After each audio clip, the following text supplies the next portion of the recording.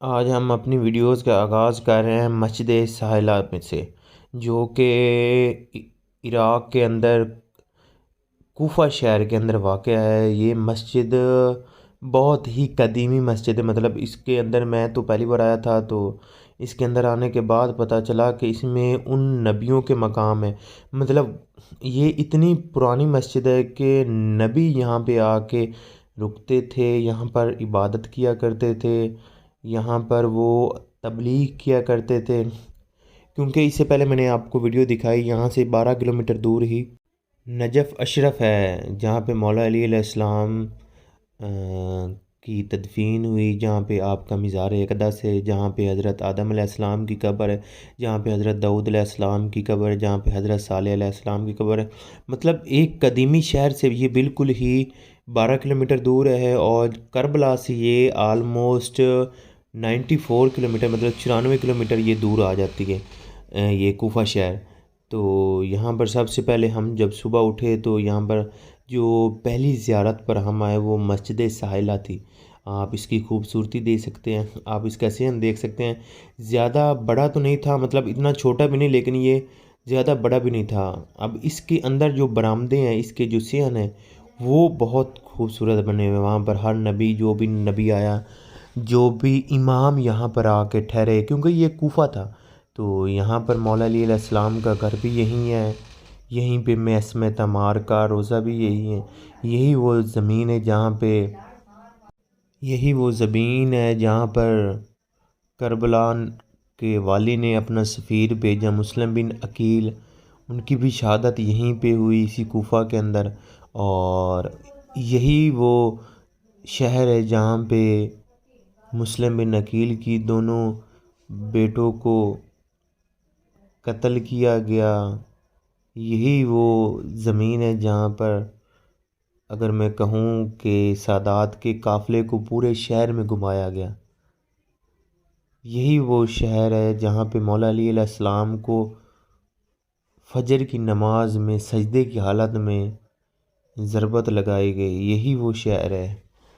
تاریخ کے اعتبار سے ہم اس شہر کو دیکھیں گے تو یہ بہت ہی قدیم شہر ہے مسلمانوں کا، اور اس کے اندر جو خوبصورتی ہے، اس کے اندر کے لوگوں کے آج بھی مطلب ویسے لوگ ہیں کہ جو کوفی ہوتا ہے وہ کسی کا نہیں ہوتا، اس میں کوئی شک نہیں۔ ہم یہاں پر ٹھہرے تھے، ہم یہاں پر رکے ہیں، ہم نے وہ ایک ایک جگہ دیکھی۔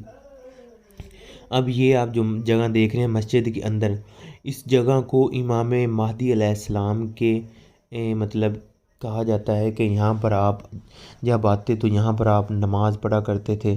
اب یہاں پر آپ اس کے برآمدے میں دیکھ سکتے ہیں کہ یہ وہ مقام ہے جہاں پر امام زین العابدین علیہ السلام آ کے مطلب ٹھہرتے تھے، اپنی عبادات کرتے تھے۔ مطلب یہ کوفہ شہر بصرہ سے شام اور ان رستوں کی طرف جانے کے لیے نہیں، یہ بیچ میں پڑتا تھا۔ تو چونکہ یہ ایک بہت مقبول شہر تھا، تو جس کی وجہ سے کوئی بھی نبی یہاں سے گزرتا تھا شام جانے کے لیے، شام سے پھر وہ فلسطین، وہ سارے راستے یہیں سے نا، مطلب ایک جیسے شہر بھی عراق کا وہ شہر ہے جہاں سے کوئی بھی قافلہ گزرتا تھا تو وہ اسی شہر سے ہو کے گزرتا تھا۔ ایک چیز مجھے اس مسجد کی یا عراق یا ایران میں سب سے بہترین لگی، آپ کسی بھی مسجد میں جاتے ہیں، وہاں پر آنے والے زائرین کے لیے ایک لائبریری بنی ہوئی، مطلب جب بھی کوئی زائرین آئے گا وہ کتاب پڑھے گا۔ اب یہاں پر آپ نے مقام ادریس علیہ السلام دیکھا، اس کی آپ نے زیارت کی۔ یہ مقام امام زمان علیہ السلام، یہ وہ جگہ ہے امام جعفر صادق علیہ السلام کا مقام۔ مطلب انہوں نے، آپ دیکھ سکتے ہیں یہ کتنی خوبصورت مسجد ہے، میں کہتا ہوں سبحان اللہ۔ مطلب یہاں پر کوئی بھی آتا تھا تو اس کی یاد میں یہ تمام وہ جگہ کو اسی طرح انہوں نے محفوظ کیا ہے۔ مسجد ساحلہ میں آنے کے بعد، ہر نفل ادا کرنے بعد، تو اس کے بعد ہم اگلی اپنی زیارت کی طرف روانہ ہوئے، جو کہ معصم تمار کی مطلب تھی زیارت۔ تو وہ کوفہ کی مسجد جہاں پہ کوفہ کو گورنر ہاؤس بنایا گیا تھا مسلمانوں کا، مولا علیہ السلام نے اپنا وہ شفٹ کیا تھا گورنر کا نظام، تو یہیں پہ واقع ہوا ہے۔ یہ آپ محسن تمار کا آپ دیکھیں گے روضہ مبارک، یہاں پر ان کا گھر بھی تھا۔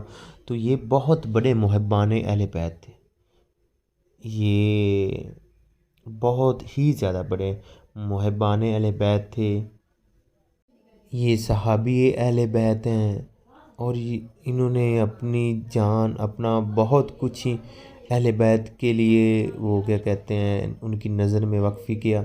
تو ان کا یہاں پر آپ روضہ دیکھیں گے، ان کے روضے کے بالکل ہی سامنے، جب آپ یہ روضہ دیکھنے کے بعد میں ابھی آپ کو جسٹ یہ محسن تمار کا دکھا رہا ہوں کہ کتنا خوبصورت بنایا ہوا انہوں نے۔ یہاں پر کھجور آج بھی لگی ہوئی ہے، یہ دیکھیں کتنی خوبصورتی سے اس کا انٹیریئر پیس ایکسٹیریئر پیس اس کے اوپر لگائے گئے ہیں، اس کی چھت پہ کام دیکھیں، ان کا نام دیکھیں سامنے لکھا ہوتا ہے، جیسے ہی آپ آگے آتے ہیں تو آپ ان پہ سلام پڑھتے ہوئے دعا پڑھتے ہوئے زیارت کی، تو آپ اس کے اندر وہ اس کو اگر آپ پڑھنا چاہیں تو اس کو آپ بریک لگا کے پڑھ سکتے ہیں۔ تو یہاں سے آپ اس کی دعا پڑھتے ہوئے اندر کی طرف آتے ہیں جہاں پہ آپ نوافل ادا کرتے ہیں۔ تو میں نے یہاں سے اس کی ویڈیو ریکارڈ کرنا شروع کی، آپ دیکھ سکتے کتنا مبارک روزہ انہوں نے بنایا، کتنی پیاری انہوں نے اندر سے جگہ بنائی ہوئی ہے۔ اچھا، ان تمام اہل بیت سے کو محبت کرتا تھا یا کسی کی عقیدت تھی یا کسی نے اہل بیت کے لیے اپنی کچھ بھی قربانی دی، چاہے وہ جان کی ہو، مال کی ہو یا کسی بھی قسم کی قربانی ہو، ان کے روزوں کو دیکھ کے نا دل خوش ہو جاتا ہے۔ انہوں نے اپنا سب کچھ، اپنی جان، اپنا مال، اپنا ضمیر، اپنا سب کچھ ہی اہل بیت کے نام کر دیا، اور اہل بیت کے ساتھ جڑنے کے بعد ان کو جو کچھ ملا اس کا نعم البدل ہی نہیں ہے۔ آج دنیا جو بھی جا رہی ہے مولا علی علیہ السلام کے گھر میں، جو بھی کوفہ جاتے ہیں وہ اس صحابی مولا علی علیہ السلام کے در پہ لازمی جاتی ہے، وہ یہاں پر آ کے اسلام ادا کرتی، یہاں پر ان کے لیے نوافل ادا کرتی ہے، ان کے لیے دعائیں کرتی ہے اور رشک کرتی ہے کہ یار یہ بندہ کتنا بڑا محبان اہل بیت تھا۔ تو یہاں پر آپ اندر کا روزہ دیکھ سکتے ہیں کہ کتنا پیارا اندر سے بنایا گیا اور کتنا ہی خوبصورت اس میں ڈیزائن وغیرہ کتنے پیارے اس میں بنائے گئے۔ تو یہاں سے آپ دیکھ سکتے ہیں کہ محسن تمار کے روزہ مبارک سے ہونے کے بعد ہم کوفہ کی مسجد کی طرف روانہ ہوئے، وہ مسجد جہاں پہ مولا علی علیہ السلام کو ضربت لگی تھی۔ تو اس پہ یہ دیکھ سکتے ہیں دوپہر کا ٹائم تھا اور دھوپ اتنی تیز تھی، آپ اس کی شدت کا اندازہ یہیں سے لگا لیں، کوئی بھی بندہ آپ کو یہ اسکارف، ٹوپی یا رومال اس کے بغیر نظر نہیں آئے گا، کیوں؟ گرمی کی شدت اتنی تھی۔ تو یہاں پر آپ سامنے مسجد کوفہ دیکھ رہے ہیں، اس کے بعد یہ آپ کو دکھا رہا ہوں، یہ آپ دیکھ سکتے ہیں مولا علی علیہ السلام کا گھر، یہاں پر میں یہ زوم کر کے دکھا رہا ہوں کہ یہ وہ جگہ ہیں جہاں پر مسلمانوں کا گورنر ہاؤس تھا۔ تو ابھی تو سب کچھ تباہ ہو گیا، مسلمانوں نے اپنے سب کچھ تباہ کر دیا۔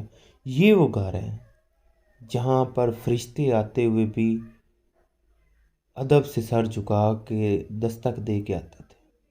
وہ گھر ہے جہاں سے ولایت شروع ہوئی، یہ وہ گھر ہے جہاں سے دین محمد کو فروغ ملا، یہ وہ گھر ہے جو اصل علم کے بارے، اصل دین کے بارے سے، یہ وہ گھر ہے جہاں پہ میں کیا بتاؤں، مولا علی علیہ السلام رہتے تھے، پاک سیدہ سلام اللہ رہتی تھی، یہ وہ گھر ہے جہاں پر پاک سیدہ زینب علیہ السلام نے اپنا بچپن گزارا، اپنا بچپن سے ادھیڑ عمر والی زندگی گزاری۔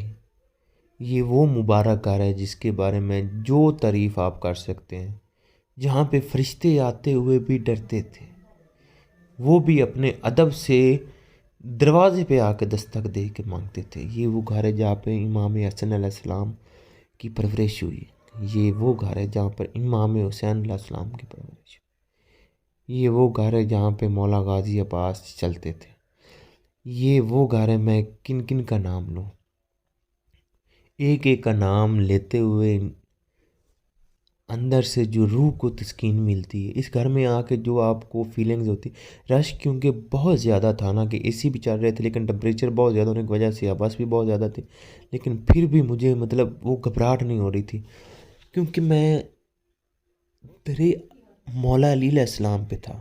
یہ اتنا بڑا مقام ہے، اتنا بڑا مقام تھا. میری دنیا، میری زندگی، میری آخرت میں بھی اگر کہوں تو اس جتنا پیارا مقام مجھے نہیں نظر آیا. یہ مولا علی علیہ السلام کے سین کے اندر یہ کنواں تھا جہاں سے آپ پانی بھرتے تھے، کیونکہ عرب لوگ گھروں میں ہی کنویں لگاتے تھے. تو یہ وہ جگہ، یہاں سے میں آپ گلیاں دیکھ رہے ہیں، ایک ایک گھر، ایک ایک گلی، ایک ایک کونا، ایک ایک بازار اتنا پیارا بنا ہوا ہے کہ ابھی تک وہ اصل حالت میں تو نہیں ہے، لیکن مکان وہی ہے، زمین وہی ہے، ہوا وہی ہے، جگہ وہی ہے، محبت وہی ہے. اہل بیت سے محبت میرے ایمان کا حصہ ہی نہیں، میرا ایمان ہے. یہ فرمان ہے میرے مولا کا، یہ فرمان ہے میرے نبی کا. آج میں بہت زیادہ ایموشنل ہو رہا ہوں کیونکہ یہ جگہ ہی ایسی ہے. آپ یہ جو سین دیکھ رہے ہیں، یہ وہ سین ہے جہاں پر اہل بیت چلتے تھے، بیٹھتے تھے، اٹھتے تھے. انشاءاللہ نیکسٹ ویڈیو میں آپ کو مسجد کوفہ کے اندر کے